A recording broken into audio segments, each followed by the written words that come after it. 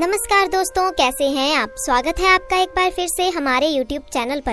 दोस्तों, आप जानते ही होंगे कि सुहागन महिलाओं द्वारा विशेष दिन के अलावा धर्म शास्त्रों में उनके बाल धोने को निषेध माना गया है। सप्ताह के कुछ विशेष दिन यदि सुहागन महिलाएं अपने बाल धोएं तो उनके पति पर बाधाएं आ सकती हैं। यहाँ तक कि आपके संतान और परिवार को भी कष्ट हो सकता है।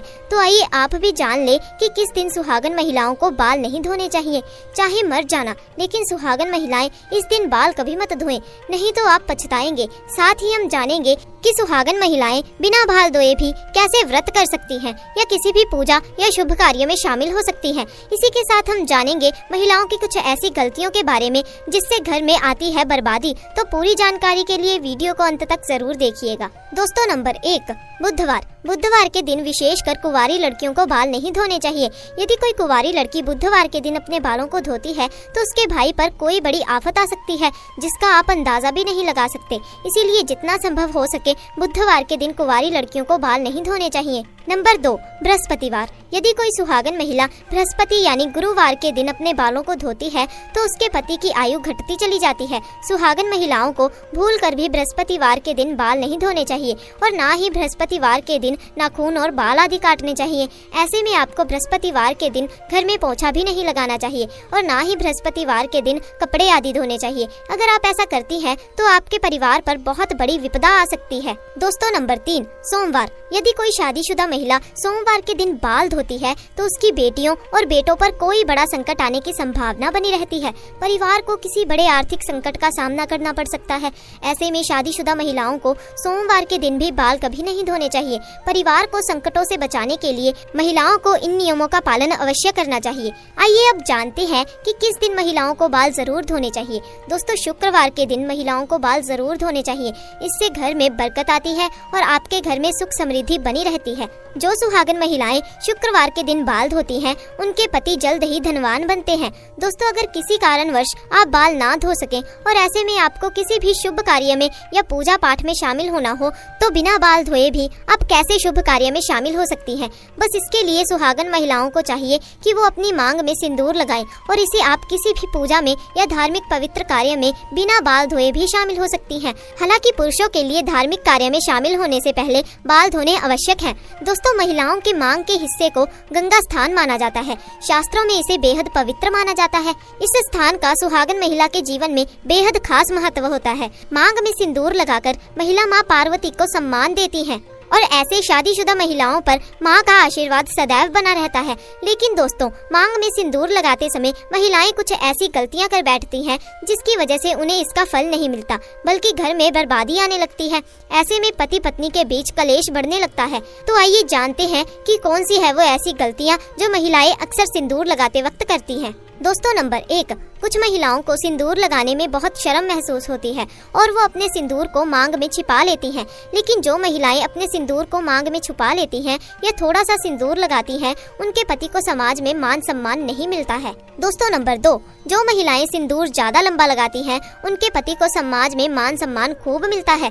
हर तरफ उनके पति की इज्जत होती है और उनके पति अपने लक्ष्यों को प्राप्त करने में सफल रहते हैं जो वो प्राप्त करना चाहते हैं। इसके अलावा महिलाओं को सिंदूर लगाते समय पहले अपनी सिंदूर दानी को माथे से लगाना चाहिए और उसके बाद सिंदूर लगाना चाहिए। दोस्तों, नंबर 3, सुहागन महिलाओं को हमेशा नाक के सीध में ही सिंदूर लगाना चाहिए। कुछ महिलाएं टेढ़ी मेढ़ी मांग निकालकर सिंदूर लगाती हैं, जो बिल्कुल ही गलत है। ऐसी महिलाओं के पति हमेशा परेशान रहते हैं और कभी भी अपने लक्ष्यों को प्राप्त नहीं कर पाते। दोस्तों, नंबर 4, महिलाएं इस बात का बेहद ही ख्याल रखें कि बिना स्नान करे सिंदूर कभी ना लगाएं और ना ही किसी महिला से सिंदूर लगवाएं। जब भी आप सिंदूर लगाएं तो माता पार्वती का ध्यान करते हुए सिंदूर लगाएं, क्योंकि माता पार्वती ही अखंड सौभाग्यवती का वरदान देती है। नव विवाहित कन्याएं इस बात का विशेष ख्याल रखें कि जो सिंदूर उन्हें शादी के समय मिला है उसी सिंदूर को कुछ दिन तक लगाएं और फिर सिंदूर को संभाल कर रख दें। तो ये गलतियां घर की महिलाओं को नहीं करनी चाहिए। इस तरह कुछ और बातें हैं जिनका सुहागन महिलाओं को हमेशा ध्यान रखना चाहिए। दोस्तों, कई महिलाएं ब्यूटी पार्लर जाती हैं और वहाँ जो भी महिलाएं या मेकअप करने वाली होती हैं वह खुद ही सिंदूर महिला के सिर पर लगा देती हैं, परंतु यह भी अशुभ माना जाता है। अगर अगर कुंवारी स्त्री को सपने में खुद को सिंदूर लगाते दिखाई दे तो इसका मतलब है कि उसकी शादी उसके मन चाहे पसंद के वर के साथ होने वाली होती है। दोस्तों, अगर घर में आपके पति से नहीं बन रही है या घर में लड़ाई कलेश इत्यादि का माहौल रहता है तो इस दोष को दूर करने के लिए आप सरसों के तेल में थोड़ा सा सिंदूर मिलाकर अपने घर के मुख्य दरवाजे पर स्वास्तिक या ओम का प्रतीक बनाएं। दोस्तों, एक महिला ही घर को संवारती है और उसकी उन्नति के लिए मार्ग प्रशस्त करती है, लेकिन कुछ काम ऐसे होते हैं जो महिलाओं के करने से उनके घर से माँ लक्ष्मी चली जाती है। क्या आपको पता है कि वास्तु के अनुसार महिलाओं को कई काम बिल्कुल भी नहीं करने चाहिए। अगर महिलाएं इन कामों को करती हैं तो उससे घर में दरिद्रता आती है और घर में सदैव धनाभाव बना रहता है। तो आइए जानते हैं कि वास्तु के अनुसार महिलाओं को कौन से काम नहीं करने चाहिए। दोस्तों, नंबर 1, घर की सफाई। अगर महिला घर में खुद झाड़ू पोछा लगा रही है तो यह काम हमेशा सूर्यास्त से पहले करना चाहिए। सूर्यास्त के बाद घर की सफाई करने से घर में दरिद्रता आती है। नंबर 2, कंघी करना। सूर्यास्त के बाद बालों में कंघी करने से वास्तु दोष होता है। शाम में बालों में कंघी करने से बचें।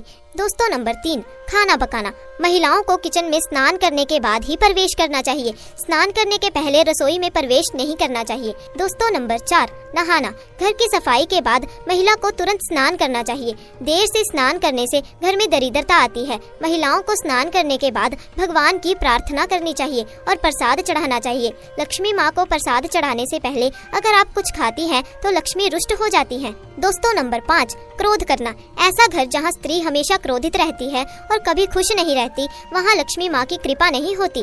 दोस्तों, नंबर 6, झाड़ू को ना मारे पैर।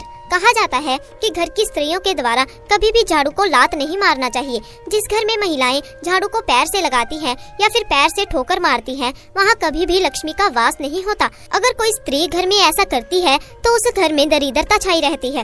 वह घर कभी भी आर्थिक रूप से संपन्न नहीं हो सकता। दोस्तों, नंबर 7, ना रखें जूठे बर्तन। घर की महिलाओं को कभी भी घर के अंदर जूठे बर्तन नहीं रखने चाहिए।